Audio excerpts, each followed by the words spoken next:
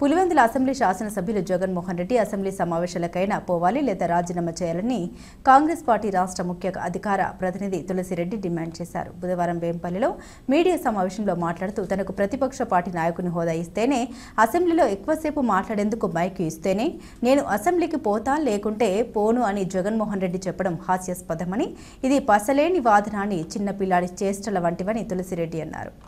పులివెందుల శాసనసభ్యులు జగన్మోహన్ రెడ్డి గారు అసెంబ్లీకి పోకపోవడం అనేది చాలా దురదృష్టకరం, చాలా శోచనీయం.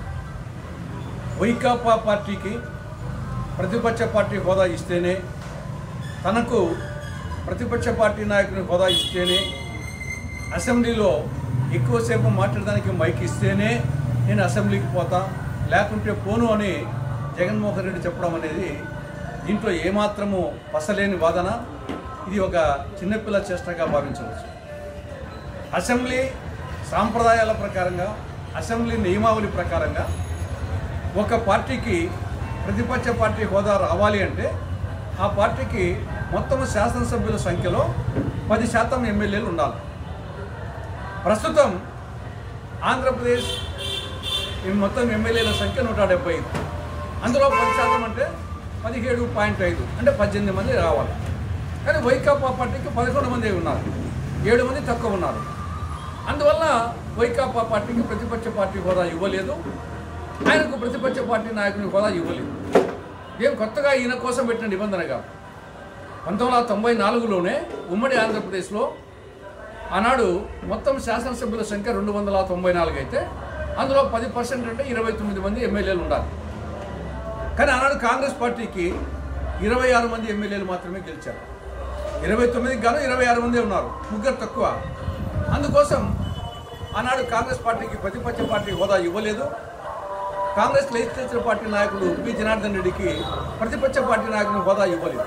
అయినప్పటికీ పి జనార్దన్ రెడ్డి గారు సిఎల్పి లీడర్గా అసెంబ్లీకి హాజరయ్యారు.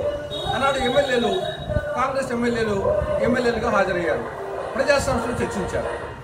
అదేవిధంగా లోక్సభలో మొత్తం ఎంపీల సంఖ్య 543, అందులో 10% అంటే 54 రావాలి. 2014లో కాంగ్రెస్ పార్టీకి 44 వచ్చినాయి, అందువల్ల ప్రతిపక్ష పార్టీ హోదా ఇవ్వలేదు. 2019లో 52 వచ్చాయి, కేవలం 2 తక్కువ. అయినప్పటికీ ప్రతిపక్ష పార్టీ హోదా ఇవ్వలేదు. కాబట్టి ఇవన్నీ తెలిసి కూడా జగన్మోహన్ రెడ్డి ఆ మొండిగా వాదించడం అనేది ఇది మూర్ఖత్వానికి పరాకాష్ఠ. ఎమ్మెల్యేని ఎందుకు ఎన్నుకున్నారు పులివెందుల నియోజకవర్గ ప్రజలు? ఈ నియోజకవర్గ సమస్యల మీద అసెంబ్లీలో మాట్లాడాలా, చర్చించాలని. నియోజకవర్గంలో అనేక సమస్యలు ఉన్నాయి. అరటి రైతులు, చీనీ రైతులు, టమోటా రైతులు, ఉల్లి రైతులు వాళ్ళ పండించిన పంటకు గిట్టుబాటు ధర లేక లబోదిబోమంటున్నారు. నియోజకవర్గంలో ఇళ్ల నిర్మాణం ఆగిపోయింది, ఎక్కడ వేసిన గొంగలి అక్కడైనా సొంతంగా ఉండిపోయింది. వేంపల్లి మేజర్ పంచాయతీ, అక్కడ పారిశుద్ధ్యం పడకేసింది, ఒక మురికి కూపంగా తయారైపోయింది. అండర్ గ్రౌండ్ డ్రైనేజ్ అర్ధాంతరంగా ఆగిపోయింది, రోడ్ల విస్తరణ అర్ధాంతరంగా ఆగిపోయింది. మొత్తం రోడ్లు, మురికి కాలువలు వచ్చేసి ఎక్కడ పారిశుద్ధ్యం లేకుండా ఆవులు, కుక్కలు, పందులు, ఈగలు, దోమలు ప్రజలు సహజీవనం చేస్తున్నారు. కానీ ఈ పరిస్థితుల్లో ప్రజా సమస్యల మీద, నియోజకవర్గ సమస్యల మీద మాట్లాడాల్సింది పోయి మొండిగా మూర్ఖత్వంగా అసెంబ్లీకి పోకపోవడం అనేది ఇది నియోజకవర్గ ప్రజలకు చాలా అన్యాయం చేసినట్లు. కాబట్టి జగన్మోహన్ రెడ్డి ముందున్న మార్గాలు 2: ఆ గట్టునుంటావా నాగన్న, ఈ గట్టునుంటావా నాగన్న అన్నట్లు రాజీనామా చేస్తావా లేదా అసెంబ్లీకి పోతావా? ఈ రెండింటిలో ఏదో తెలుసుకో. రాజీనామా చేస్తే ఉప ఎన్నికలు వస్తాయి, వేరే వాళ్ళు ఎమ్మెల్యే అవుతారు, అక్కడికి పోతారు, నియోజకవర్గ సమస్యలతో మాట్లాడతారు. కాబట్టి నువ్వు అసెంబ్లీకి పోవు, రాజీనామా చేయవు.